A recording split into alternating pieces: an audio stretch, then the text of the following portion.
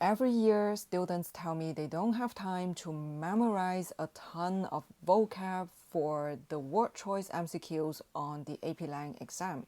But it's not a vocab problem, it's a technique problem. I've been teaching AP Lang for over 7 years, and word choice MCQs are definitely getting harder and harder.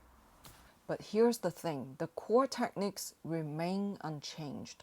The logic behind right and wrong answers is completely predictable once you know what to look for. So in the next 8 minutes, I'm going to give you the techniques. Master these and you are looking at a 1 to 3 point boost on your MCQ section. Not from memorizing more vocab, but from understanding how College Board thinks. Let's get started. Question number 1. The writer wants to ensure that the underlying portion of sentence 4 reproduced below is consistent with the predominant style of the passage. So the first thing that trips up students with this question is that what is predominant style? Do I need to go back to the passage and reread it to figure out its style and tone before I can even tackle the question? The good news is you don't need to. For style and tone questions on the writing MCQ, the style is always going to be academic, formal, and concise. That's the baseline. College Board is not asking you to match some quirky authorial voice. They are asking you to recognize standard formal writing. So choice B, pretty brutal, is out immediately because pretty is way too colloquial. This isn't how you write in any formal context, whether it's an academic journal or a scientist writing for the public. Choice C, remarkably formidable. And choice D, absolutely devastating, are both incorrect because they violate the concision principle. They both tack on unnecessary adverbs that don't add meaning, just wordiness. To be honest, the moment I saw 2 words in C and D, I had the feeling that they are probably incorrect. Choice A, severe, is the correct answer. It's formal, it's precise, and it is concise. That's what College Board is looking for. Okay, let's do another question.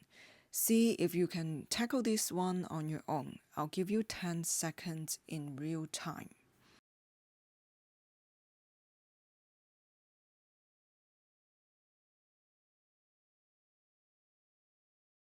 This one is simple. It's all about concision. Choice D, consult, is the correct answer because it is the most concise. Some students are tempted by choice B, undertake formal consultation with, but it's way too wordy and overly formal. You are using 4 words to say what 1 word can say. Choice A, get some advice from, and choice C, have a discussion with, have the same problem. They are using multiple words to convey a simple action, consult. And this is something I've been telling my students. More is not more. If your language is concise, less can be actually more. This technique is especially crucial for college application essays. Think about it. If you're writing a 650-word personal statement and you have about 50 sentences, cutting just 1 or 2 words from each sentence gives you 50 to 100 extra words. That's 50 and 100 more words to tell the admission officers something more about yourself. Concision is not just about sounding better. It's about maximizing the limited space you have to showcase who you are.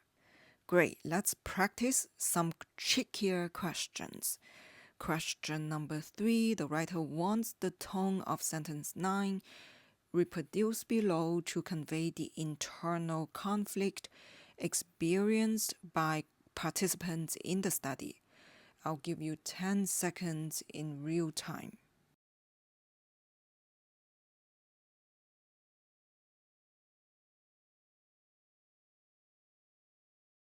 Choice C is incorrect because it doesn't convey the full picture.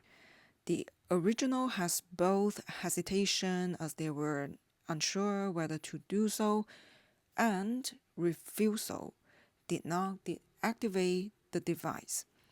But choice C found the question of whether to deactivate the device a bit troubling, only gives us the hesitation. It's incomplete compared to the original. Also, a bit is too colloquial. Choice B thought deactivating the device might be wrong and some did not do it. It's just too wordy and a little bit awkward. Choice A is close, but it's less concise than D. And this is important to understand. Being concise doesn't mean cutting crucial details entirely.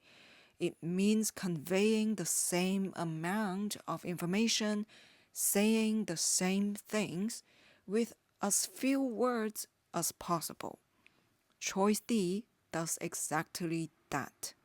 Great, let's wrap up with one last question. See if you can tackle this one in under 15 seconds. Pause the video if you need to.